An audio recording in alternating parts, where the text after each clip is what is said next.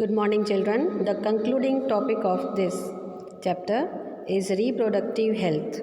Even we can say it is women and men's shared responsibility. The easy definition for reproductive health is a state of complete physical, mental, and social well being, and not merely the absence of infirmity or disease in all matters relating to the reproductive system and to its functions and processes. Let's read from textbook.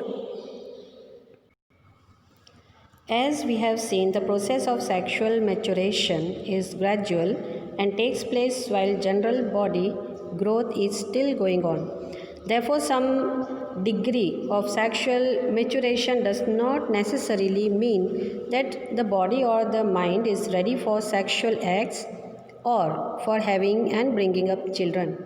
How do we decide if the body or the mind is ready for this major responsibility? All of us are under many different kinds of pressures about these issues. There can be pressure from our friends for participating in many activities, whether we really want it or not. There can be pressure from families to get married and start having children.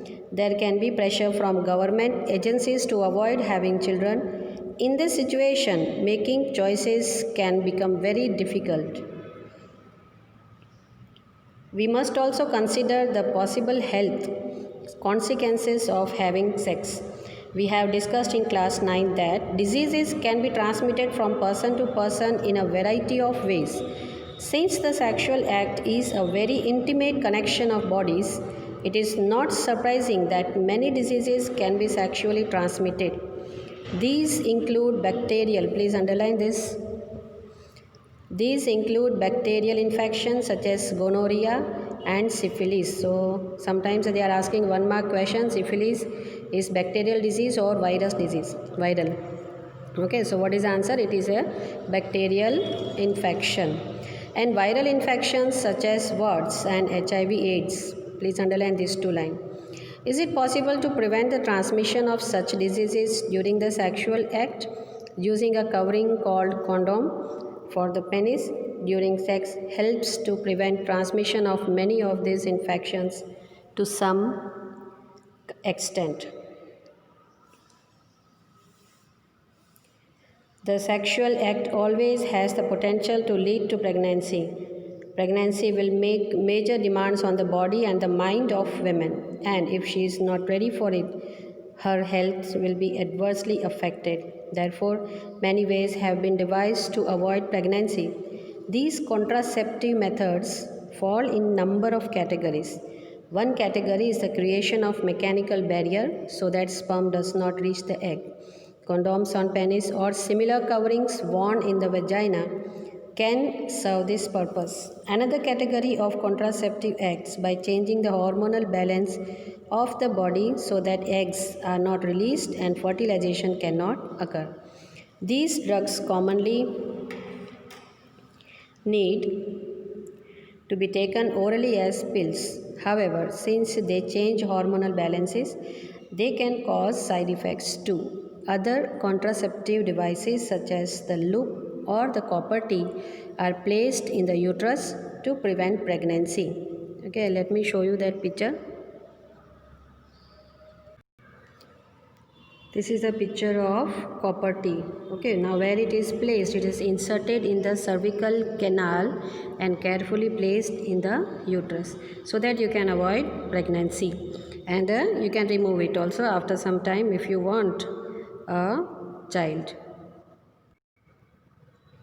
Again, they can cause side effects due to irritation of the uterus because it is metal, so it may cause an irritation. If the vas difference, now this is for, next part is for male, previous one was for copper T for female.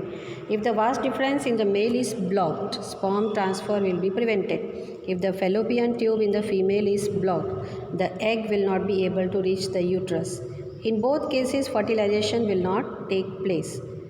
Now next part is surgical method. Surgical method can be used to create such blocks. While surgical methods are safe for the long run, Surgery itself can cause infections and other problems if not performed properly. Surgery can also be used for removal of unwanted pregnancies. These may be misused by people who do not want a particular child, like girl child, as happens in illegal sex, selective abortion of female fetuses. For a healthy society, the female male sex ratio must be maintained. Because of reckless female feticides, child sex ratio is declining at an alarming rate in some sections of our society. Although prenatal sex determination has been prohibited by law. We have noted earlier that reproduction is the process by which organisms increase their population. The rates of birth and death in a given population will determine its size. The size of the human population is a cause of concern for many people. This is because an expanding population makes it harder to improve everybody's standard of living. However, if inequality in society is the main reason for poor standards of living for many people, the size of the population is relatively unimportant. If we look around us, what can we identify as the most important reasons for the poor living standards? That is population and also unemployment. So our chapter is getting over, and please read what you have learnt of each chapter and introduction. Okay, so I will be giving you question answers later on. Bye bye.